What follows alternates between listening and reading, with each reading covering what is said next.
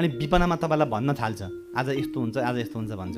अनि त्यो भनेको कुरा तपाईँ ख्याल गर्नुहोस्, त्यसले भनेको कुरा पुग्छ कि पुग्दैन? ठ्याक्क पुग्छ, त्यसलाई कुल आएको। कुलले छुँदैछन्, आइसकेको छैनन्, कुलले मन पराइसके।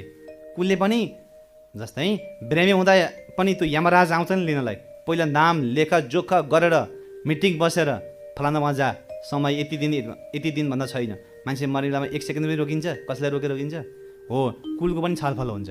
फलानालाई चाहिँ अब म आँगा चढ्छु भनेपछि अनि गणले गरेर हल्का फुल्का अब कुलले हिँड्छ छोइदिनु पऱ्यो।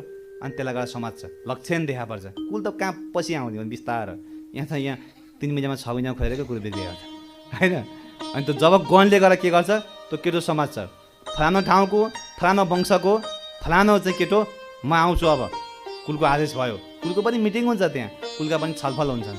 अनि गणले गरेर रक्षा गर्नु पऱ्यो। अनि कुललाई सोध्छन् के रक्षा गरौँ? कुलले भन्छन् मैनरी भएका आमा दिदीलाई जोगाउनु, कन्याकुमार बालकलाई कुकुरले टोक्ला। कुकुरले टोके मान्छे कुललाई मन पर्दैन फेरि।